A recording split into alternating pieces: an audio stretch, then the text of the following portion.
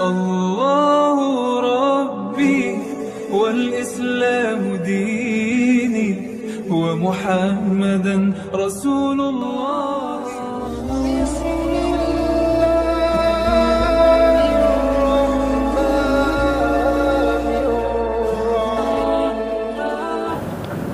Assalamualaikum warahmatullahi wabarakatuh. Bismillahirrahmanirrahim. Alhamdulillahi rabbil alamin.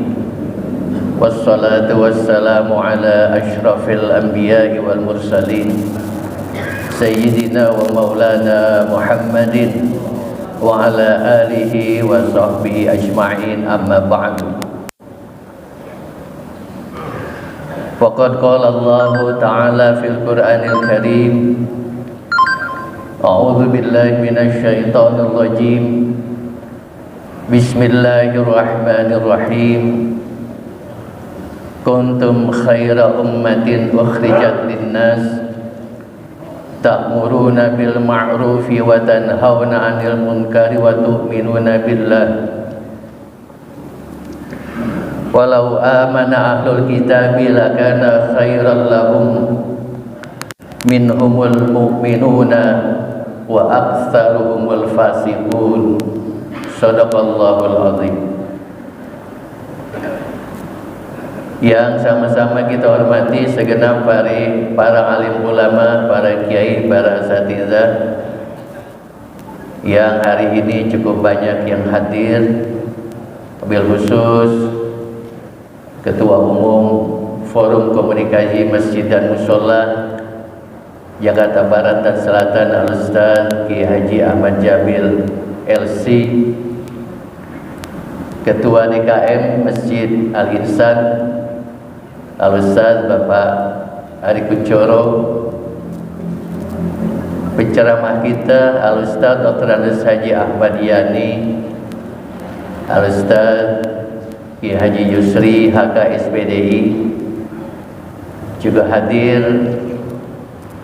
Al-Ustaz Ki Haji Dr. Haitami M. Nuh, Al-Ustaz Dr. Andes Haji Ahmad Fauzi, Al-Ustaz Helmi Yusuf MA, Al-Ustaz Ki Haji Masud Mustari, Al-Ustaz Ki Haji Anas Nasuha, Al-Ustaz Ki Haji Saadi, Al-Ustaz Haji Nasrullah, dan yang lainnya yang banyak hadir pada hari ini. Mudah-mudahan kehadiran para guru, para kiai akan membawa berkah buat kita semua. Kita bersyukur kepada Allah Subhanahu wa taala, pagi hari ini kita bisa bertemu kembali dalam taklim subuh FKMM. Mudah-mudahan senantiasa kita istiqomah hadir untuk terus mensyiarkan kegiatan taklim subuh ini, yang sebetulnya banyak orang melihat bahwa kegiatan ini adalah kegiatan yang biasa saja. Tapi sebetulnya kalau kita memandang lebih jauh dari kacamata keumatan, bahwa kegiatan taklim subuh ini sebetulnya merupakan satu forum yang sangat penting. Kenapa saya bilang penting? Karena ini adalah forum dari masjid dan mushola yang sudah tergabung di dalam FKMM, yang mestinya kita punya komitmen, kita punya kesadaran bahwa untuk membentuk satu umat, setiap individu harus punya kesadaran bahwa dia adalah bagian dari umat. Apalagi Allah sudah tegaskan dalam Al-Quran surat Ali Imran ayat 110 yang tadi saya bacakan. Allah mengatakan kuntum khaira ummah, kamu adalah umat yang terbaik. Dalam hal ini, siapa yang dikatakan umat yang terbaik? siapa kamu di sini? Para ahli tapi sepakat bahwa yang dimaksud kuntum khairu ummah adalah umat Islam. Kita adalah umat yang terbaik, dan predikat ini diberikan oleh Allah Subhanahu wa ta'ala. Nah, sekarang persoalannya, apakah predikat umat terbaik yang dilekatkan kepada umat Islam ini betul-betul menjadi kenyataan? Sekarang kita lihat, kalau mestinya umat Islam adalah umat yang terbaik, mestinya kita menguasai peradaban dunia. Jangan jauh-jauh dunia lah, misalnya di Indonesia. Ya, kalau umat Islam merupakan umat yang terbaik, mestinya kita berperan di dalam mengelola negara menjadi satu bangsa yang betul-betul bisa mensejahterakan rakyat. Tapi kenyataannya apa? Di mana peran umat Islam? Sekarang kita perkecil lagi. FKMM yang anggotanya sekitar berapa Ustaz Helmi sekarang? 70-an masjid musola.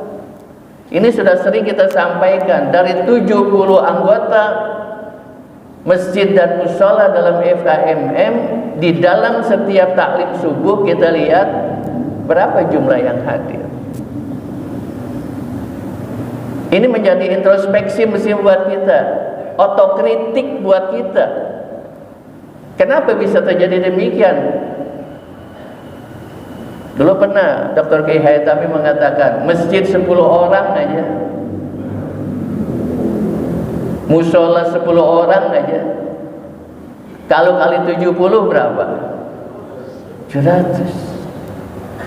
Mungkin sampai luar-luar. Kenyataannya bagaimana? Nah, apa yang salah dengan kita nih? Apa terjadi dengan umat Islam? Mestinya kita umat yang terbaik, tapi kenyataannya kita tidak seperti yang dikatakan seperti itu. Nah, karena itu buat kita yang sudah memang aktif istiqomah hadir di taklim subuh ini, mari kita tetap punya tekad untuk tetap istiqomah hadir, sambil kita berupaya mengajak, ya, mengajak. Ta'muruna bil ma'ruf tadi itu ya. Ta'muruna bil ma'ruf. Kita mengajak kepada kebaikan. Ini kalau coba kita sensus nih hari ini, di antara 70 masjid musola, dari kalangan pengurus berapa yang hadir? Dari kalangan pengurus masjid musola berapa yang hadir hari ini? Ya. Kalau pengurusnya saja hadir, pengurus minimal berapa orang? Ada ketua, sekretaris, bendahara, bidang-bidang ya. Taruhlah pengurus 5 orang yang hadir, tambah jamaahnya, udah berapa? Tapi bagaimana kenyataannya? Nah, ini masih kurangnya kesadaran kita untuk membentuk pribadi-pribadi yang memang mestinya kita menjadi bagian dari umat Islam yang dikatakan umat terbaik. Memang Nabi pernah mengatakan dalam sebuah hadis, khairul quruni qarni tsummal ladzina yalunahum tsummal ladzina yalunahum. Kata Nabi, kurun yang terbaik adalah pada zaman aku. Berarti zaman Nabi itu zaman sahabat. Itu adalah kurun generasi terbaik dalam sejarah Islam. Ini kalau dibahas kepanjangan, saya singkat gitu aja. Jadi yang umat terbaik memang kata Nabi adalah qarni, khairul quruni qarni. Zaman terbaik adalah pada zamanku. Generasi terbaik adalah orang yang hidup pada zamanku, kata Nabi. Itulah generasi sahabat. Nanti kita pelajari bagaimana karakteristik para sahabat, sehingga Nabi mengatakan itu adalah khairul quruni, sebaik-baik zaman, sebaik-baik generasi. Tsummal ladzina yalunahum, kemudian diikuti oleh generasi berikutnya. Tsummal ladzina yalunahum, lalu generasi berikutnya. Berarti zaman tabi'in, zaman tabi'in, tabi'in. Nabi hanya mengatakan 3 generasi. Khairul quruni qarni, tsummal ladzina yalunahum, tsummal ladzina yalunahum. Berarti zaman Nabi sahabat, zaman tabi'in, zaman tabi'in, tabi'in. Berarti zaman setelah tabi'in, Nabi tidak menjamin itu adalah generasi yang baik. Sudah banyak terjadi konflik di antara umat Islam, sehingga sulit untuk mempersatukan umat Islam. Jangankan sedunia, jangankan senegara, jangankan sekota, kadang kita sekampung aja sulit bersatu. Ya, karena sudah banyak tujuan-tujuan yang berbeda di antara umat Islam. Masalah politik, masalah sosial, masalah ekonomi. Ini yang membuat kita sulit bersatu. Oleh karena itu, kami mengajak, saya tidak jauh-jauh untuk FKMM saja. Mari kita timbulkan kesadaran kita. Bagaimana sih untuk kita mencapai kepada predikat umat terbaik tadi? Satu aja. Satu yang perlu kita tanamkan adalah prinsip hijrah. Prinsip hijrah. Kalau kita baca sejarah hijrah Nabi dari Mekah ke Madinah, ini mengandung satu pelajaran yang luar biasa dalam berbagai aspek. Sehingga dengan kata yang singkat dikatakan hijrah itu adalah peralihan umat Islam dari pecundang menjadi pemenang. Ketika Nabi hijrah ke Madinah, jelas sekali Islam menguasai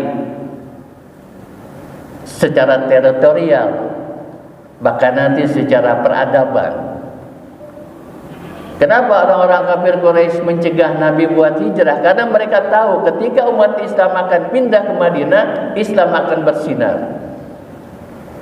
Islam akan berkembang. Tuh mereka sudah memperlihatkan seperti itu, sehingga mereka mencegah jangan sampai Nabi hijrah ke Madinah, sehingga ada upaya-upaya sampai kepada upaya pembunuhan kepada Nabi. Nah, kalau kita pelajari bagaimana Nabi proses hijrah dari Mekah ke Madinah, ini adalah betul-betul perjuangan secara kemanusiaan. Pada jarak Mekah Madinah hanya sekitar 400-an kilometer lebih sedikit. Nabi menempuhnya dalam waktu lebih kurang 12 hari.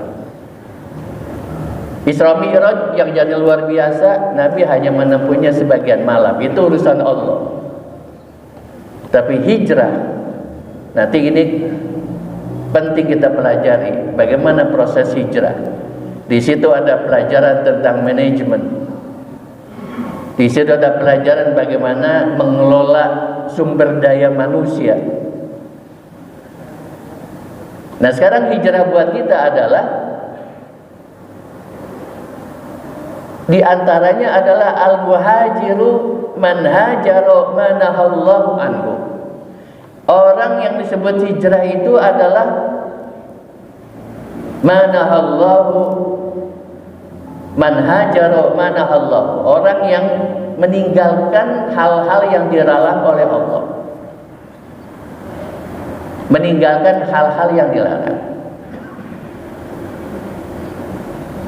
Perpecahan itu diperintah atau dilarang? Dilarang. Allah memerintahkan wa'tasimu, bersatu.